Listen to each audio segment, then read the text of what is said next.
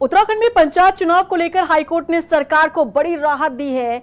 Court ने पंचायत चुनाव पर लगी रोक को हटा दिया है। अब राज्य में पंचायत चुनाव करवाने की सरकार को अनुमति मिल गई है। देखिए रिपोर्ट। उत्तराखंड में पंचायत चुनाव पर लगी रोक हटी, हाईकोर्ट से मिली हरी झंडी, प्रदेश सरकार को मिली बड़ी राहत, कोर्ट ने दी चुनाव करवाने की अनुमति।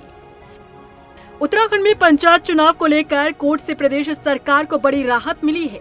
हाईकोर्ट द्वारा पंचायत चुनाव पर लगाई गई रोक को हटा दिया गया है और कोर्ट ने पंचायत चुनाव करवाने के लिए अनुमति दे दी है। दरअसल त्रिस्तरीय पंचायत चुनाव मामले में हाईकोर्ट में सुनवाई हुई। हाईकोर्ट में आज राज्य सरकार और याचिकाकर्ता के अधिवक्ताओं ने अपना पक्ष रखा, जिसके तहत सरकार को काउंटर पेश करने के लिए 3 हफ्ते का समय दिया गया। तो वहीं नॉमिनेशन फाइल करने की आखिरी तारीख 3 दिन बढ़ाई गई है। साथ ही पूरा चुनावी कार्यक्रम 3 दिन के लिए भी आगे बढ़ा दिया गया है। पंचायत चुनाव के लिए अब निर्वाचन आयोग नए तरीके से चुनाव कार्यक्रम जारी करेगा। अधिवक्ता महोदय ने अभी आप लोगों को ब्रीफ किया है कि ऑनरेबल चीफ जस्टिस सर की कोर्ट में जो डिसीजन हुआ है, स्टे वैकेट हुआ है और एक हमें नया शेड्यूल जारी करना है, जिसको कि इलेक्शन कमीशन के परामर्श से राज्य सरकार के द्वारा नया शेड्यूल जारी किया जाएगा। और इलेक्शन जैसा कि हमने पहले भी कमिट किया था, सरकार का कमिटमेंट था कि जुलाई महीने में हम कंप्लीट कर लेंगे, तो हमारे इलेक्शन प्रोसेस जुलाई महीने में हम कंप्लीट करने के लिए कमिटेड है।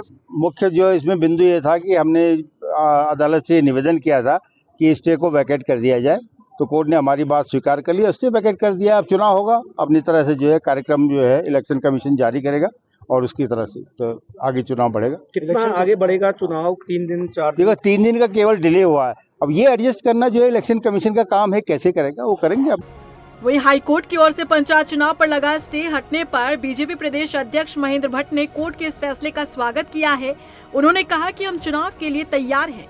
हम न्यायालय के निर्णय का स्वागत करते हैं।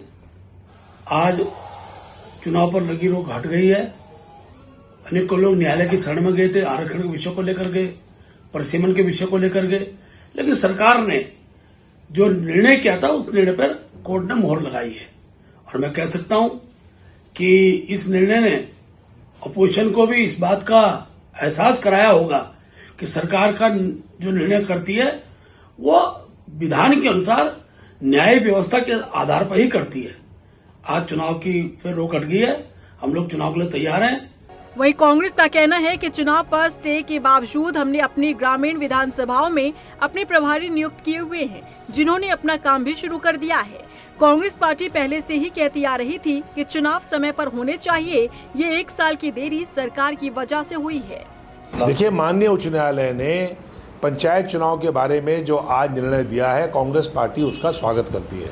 हम चुनाव के लिए शुरू से तैयार थे। जब कार्यकाल समाप्त हुआ था पंचायतों का, उस समय भी कांग्रेस ने मांग करी थी कि तत्काल चुनाव का कार्यक्रम घोषित किया जाए। सरकार ने नहीं किया। जिन लोगों को भंग किया था उन्हीं को प्रशासक नियुक्त कर दिया।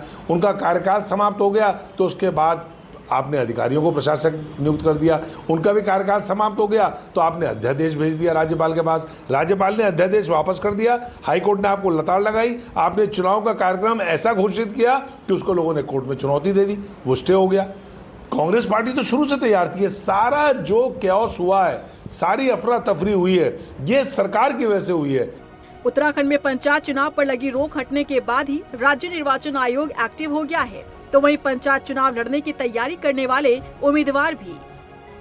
रफ्तार मीडिया के लिए देहरादून से अशोक कुमार के साथ ब्यूरो रिपोर्ट।